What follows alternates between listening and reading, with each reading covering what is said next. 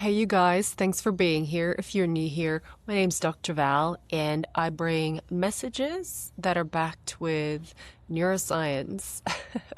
And today's message is for someone who's been dealing with addictive behaviors. Yes, addictions, habits that may not be so good for you.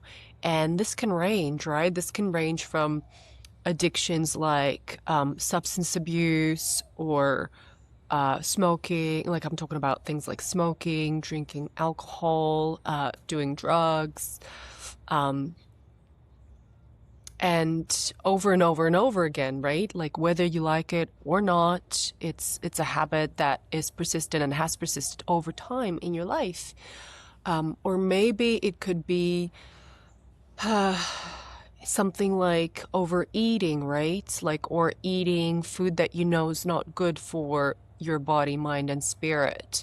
Or maybe it's an behavior like getting yourself in relationships with people that you know are not good for you.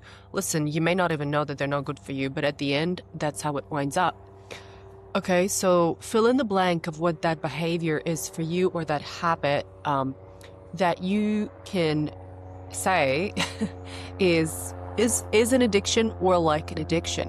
And I'm not going to go into the neural circuitry of addictive behaviors, which involves a complex array of neurotransmitters and neural circuits. I mean, dopamine is a major one. There's a bunch of others, of course.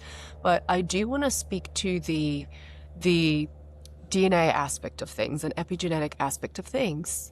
So if you think about a behavior, right, that is addictive in your experience, we often blame ourselves, like, this is happening in my life, or I'm the one engaging in these behaviors. And yes, we are responsible for our lives and our actions, okay? However, at the level of the DNA, you are predisposed to certain behaviors based on your DNA.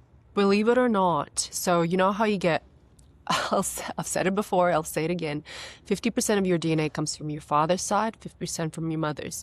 The epigenetics, or the way that the DNA expresses itself based on the environment. So there's an epigenetic imprint on each of those DNA strands, each from each parent, okay? And what epigenetic markers do is that they either will have some genes flourish, as in be overly expressed, okay, and lead to certain behavior, which leads to certain behaviors, or suppressed.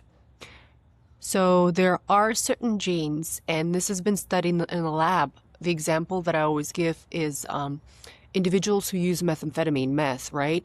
That behavior, okay, that addictive behavior is seen on their epigenome, as in on their DNA and the epigenetic markers associated with their DNA, up to 4 generations down the line.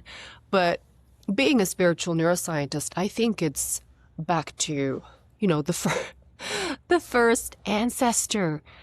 And I mean, if you think about the scope of that, that's huge, okay? Because two people meet, right, and have a child, which is you, or you could be one of those people, and, the other person is the other parent, and you guys have a child.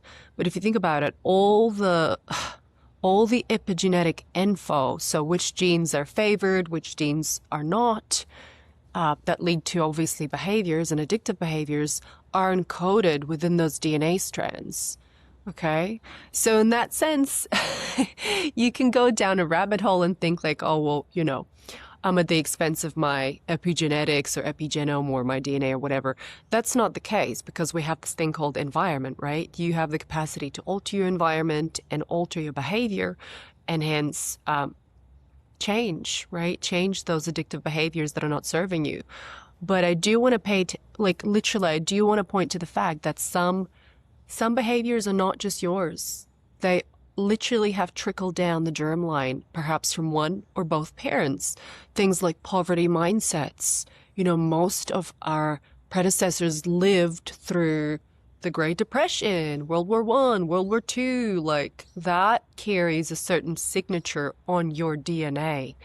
And then, given what's going on in the world right now, those parts of your DNA in this environment, those memories, even though they may not be yours per se, they are your ancestral memories. They're still stored within your DNA and the markers, the epigenetics markers that are on it. So, if you're dealing with a behavior that is a poverty mindset, yes, I strongly recommend that you empower yourself and transform that behavior so that, and put an end to it ultimately so that your children and their children don't have to deal with it like you have been. In that sense, it's an opportunity to really heal something within your ancestral line.